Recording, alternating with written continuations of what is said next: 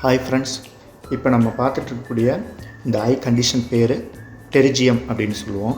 So இப்போ இந்த டெரிஜியம் அப்படிங்கிறது நம்ம கண்களுடைய மேல் படலம், கன்ஜங்டிவா அப்படின்னு சொல்லுவோம். ஸோ இப்போ அந்த கன்ஜங்டிவாவில் ஒரு சதை வளர்ச்சி இருக்கு இல்லைங்களா, ஒரு முக்கோண ஷேப்பில். ஸோ இதுதான் டெரிஜியம் சொல்லுவோம்.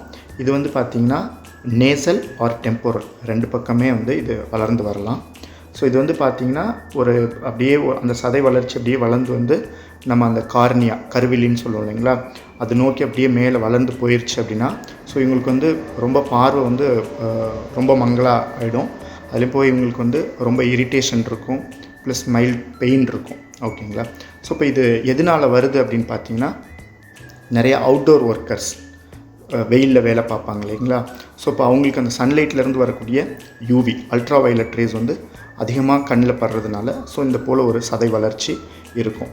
ஸோ இப்போ இதை எப்படி வராமல் தடுக்கலாம் அப்படின்னு பார்த்தீங்கன்னா, இப்போ நம்ம வெயிலில் போகும்பொழுது யூவி ப்ரொடெக்டிவ் சன்கிளாஸ் அது நம்ம போட்டு பாதுகாத்துக்கலாம். ஸோ ஏர்லி ஸ்டேஜில் இருக்கும்பொழுது நான் கண் மருத்துவரை பார்த்து அதுக்கு ஒரு ஐ ட்ராப்ஸ் கொடுப்பாங்க, அது போட்டு கிளியர் பண்ணிக்கலாம். ஸோ இப்போ இந்த போல் கண்டிஷனில் நம்ம என்ன பண்ணணும்னா, ஒரு கண் மருத்துவரை பார்த்து அது சர்ஜரி பண்ணி அந்த இதை ரிமூவ் பண்ணிடுவாங்க, அந்த சதையை அப்படியே உரிச்சு எடுத்துருவாங்க. ஓகேங்களா. ஸோ இது போல் தான் பண்ணணும்.